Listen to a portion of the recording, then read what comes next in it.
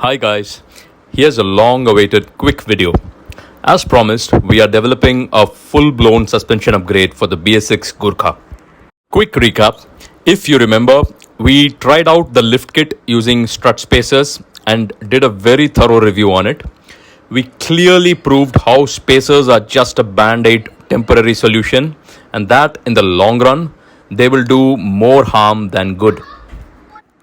We also showed what all could go wrong with spacers if you run them off-road, especially the thick Blue Garage spacers that we tested. If you have not watched that video, I strongly would recommend that you see that first and understand why and how we are trying to upgrade the suspension. Now, before we enter the suspension upgrade phase, in typical Tripaccino style, we need to understand the basic physics behind suspension.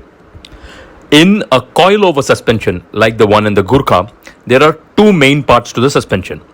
That is the coil and the strut.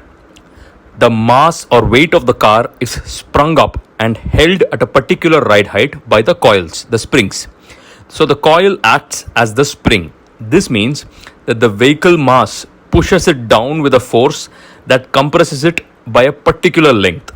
So more the mass, more the weight, more force on the spring and more the compression distance.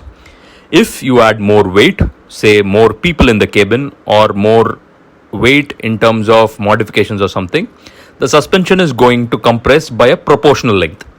This is a static relationship. The car need not be moving for this to happen.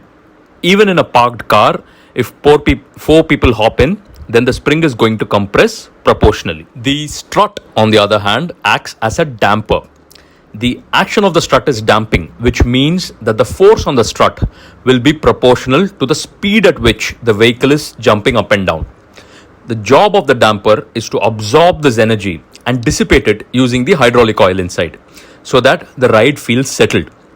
In contrast to the coil spring, this is a dynamic relationship, which means the faster the car bobs up and down, the more will be the strut action.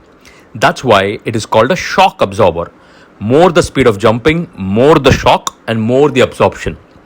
Remember this basic difference between the spring and the damper, and this will help us understand the upgrade better. In short, if you want to support more weight of the car, which may be weight added because of modification, etc., or achieve a lifted ride height, you would want longer, thicker, beefier coils. And if you want a comfortable ride, on the other hand, both on and off-road, you must attack the damper part, which is the strut. A good combination of spring coil and the damping strut on all four corners, depending on your application, should give you optimum results. That is the target with which we will approach this full suspension upgrade. Tripaccino is working with Dr. Nano to develop a proper suspension upgrade for the BS6 Gurkha, which takes care of all of this. It is a ground up from the scratch development, so it will take time for the engineering and we will be attacking it in phases. For the first phase, the rear struts have been replaced with custom nitro gas shocks. What are the advantages of this? Well, these are twin tube shocks and are longer, so will help in better wheel travel. To understand how this will happen, please watch the lift kit video where we have explained the basics of wheel travel. The shock absorber body is bigger diameter and the shell is thicker at about 3 mm, which is double that of the stock Gabriel shocks. How this will help is that obviously it's more oil in the reservoir, so more volume available for damping, and the larger bore also means that better cooling and so the better performance over harsh terrain.